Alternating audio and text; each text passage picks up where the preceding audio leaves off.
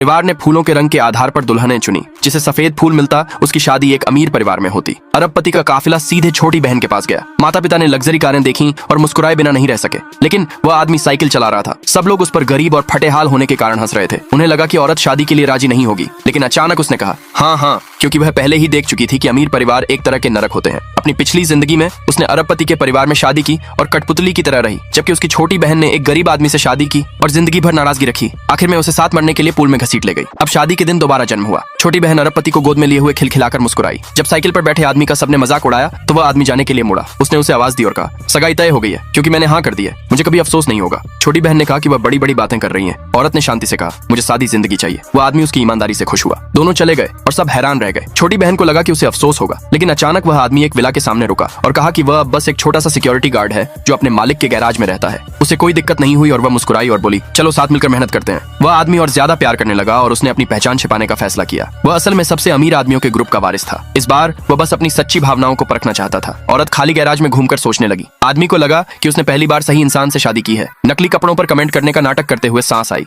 औरत ने उसकी तारीफ की और सच में उसका दिल जीत लिया। रात में उसे अपनी छोटी बहन से एक होटल में एक अमीर परिवार की दावत में आने का न्योता मिला। उस आदमी को चिंता थी कि उसे उसके साथ जाना होगा, लेकिन औरत ने यह कहकर मना कर दिया कि वह खुद यह कर सकती है। उस आदमी ने उसे परिवार की एक पुरानी अंगूठी दी। अगले दिन वह दावत में गई। छोटी बहन और अरबपति ने सबके सामने उसका मजाक उड़ाया। औरत ने उन्हें नजरअंदाज किया और जाने के लिए मुड़ी, लेकिन उसे पकड़ लिया गया और उसके पति का नाम पूछा गया। उसने शांति से बताया। पूरा हॉल हैरानी से चुप हो गया, क्योंकि वह आदमी दुनिया का सबसे अमीर आदमी था। अरबपति ने मजाक उड़ाते हुए कहा कि यह झूठ है। वह मुस्कुराई और कहा कि वह तो बस एक सिक्योरिटी गार्ड है। सबने तुरंत बुरा भला कहा। छोटी बहन ने मौके का फायदा उठाकर उसे जमीन पर गिरा दिया और उसकी बेइज्जती की। उसी समय होटल मैनेजर आ गया। उसके हाथ में अंगूठी सबसे अमीर आदमी से मिलती जुलती देखकर वह चौंक गया और बोला, परिवार ने फूलों के रंग के आधार पर दुल्हनें चुनी। जिसे सफेद फूल मिलता उसकी शादी एक अमीर परिवार में होती। अरबपति का काफिला सीधे छोटी बहन के पास गया। माता पिता ने लग्जरी कारें देखी और मुस्कुराए बिना नहीं रह सके, लेकिन वह आदमी साइकिल चला रहा था। सब लोग उस पर गरीब और फटेहाल होने के कारण हंस रहे थे। उन्हें लगा कि औरत शादी के लिए राजी नहीं होगी, लेकिन अचानक उसने कहा हाँ हाँ, क्योंकि वह पहले ही देख चुकी थी कि अमीर परिवार एक तरह के नरक होते हैं। अपनी पिछली जिंदगी में उसने अरबपति के परिवार में शादी की